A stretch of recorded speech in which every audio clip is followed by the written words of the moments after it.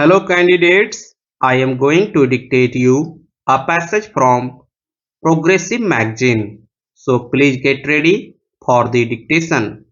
The dictation will start after 15 seconds.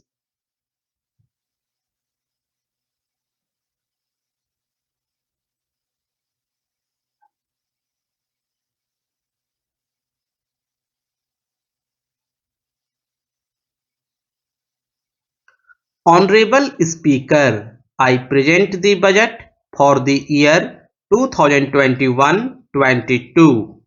Honorable Speaker, the preparation of this budget was undertaken in circumstances like never before. We knew of calamities that have affected a country or a region within a country, but what we have endured with COVID-19 through 2020 is commendable.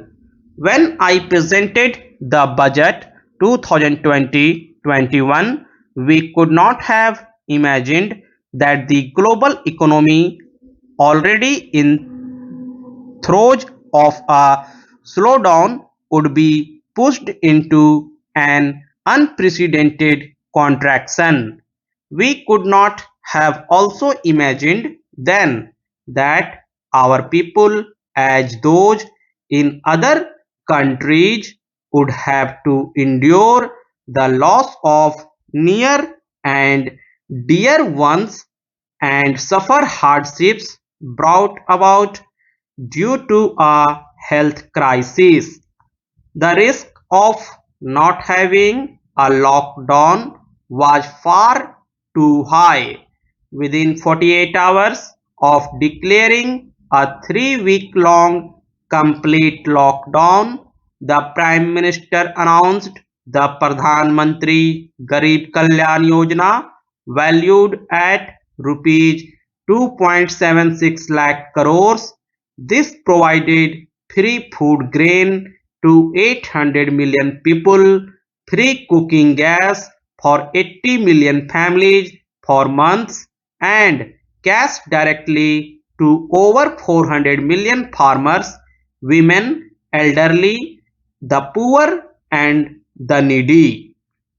Even as a large section of citizens stayed home, milk, vegetable and fruit suppliers, health and sanitary workers, truck drivers, railways and public transport workers, bank employees, electricity workers, our Andatas, police, firemen and the armed forces all had to go about their work as normal, but with the additional anxiety of the virus hanging over them. We recognize this, and I think I speak on behalf of everybody in this August House when I express my heartfelt gratitude to these men and women for how they were able to carry out their work and duty to provide for the nation's basics over those crucial months. Speaker Sir, for public good, honorable members of parliament and members of legislative assemblies too offered their salaries. In May 2020, the government announced the Atmanirbhar Bharat package to sustain the recovery further into the year. We also rolled out two more Atmanirbhar Bharat packages. Total financial impact of all Atmanirbhar Bharat packages, including measures taken by RBI, was estimated to about rupees 27.1 lakh crores, which almost amounts to more than 13% of GDP. As a government, we kept a promise to that. The Atmanirbhar packages accelerated our pace of structural reforms. redefinition of MSMEs, commercialization of the mineral sector, agriculture and labor reforms, privatization of public sector undertakings, one nation one ration card and production linked initiative schemes are some of the notable reforms carried out during this period. Faceless income tax assessment, DBT, and financial inclusion are the others.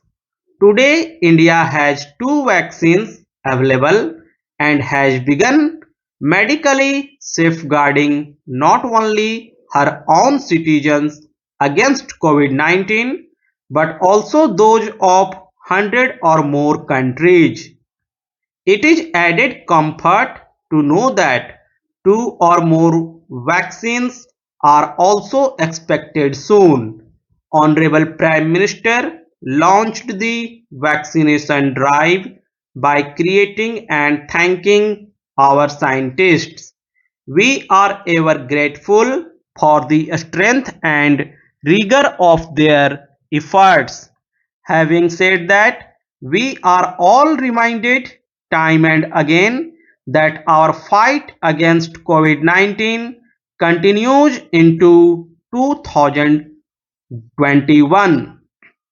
Now, just as it had happened after the two world wars, there are signs that the political, economic, and strategic relations in the post-COVID world are changing. This moment in history is the dawn of a new era, one in which India is well poised to truly be the land of promise and hope.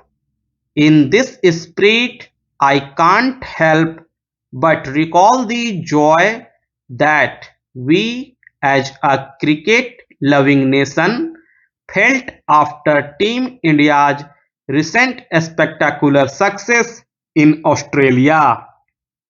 It has reminded us of all the qualities that we as a people, particularly our youth, epitomize of having abundant promise and the unsuppressed thirst to perform and succeed. Today, data shows that India now has one of the lowest death rate of 112 per million population and one of the lowest active cases of about 130 per million. This has laid the foundation to the revival we are seeing now in the economy. This budget will be the first of this new decade. This budget will also be a digital budget, and that has happened with all your support. So far, only three times has a budget followed a contraction in the economy. All such contractions were as a result of situation typical to India. This time, the contraction in our economy is due to a global pandemic, just like in several other countries. Having said that, I want to confidently state that our government is fully prepared to support and facilitate the economy's reset. This budget provides every opportunity for our economy to reach and capture the pace that it needs for sustainable growth. 2021 is the year of many important milestones for our history which we have to remember here.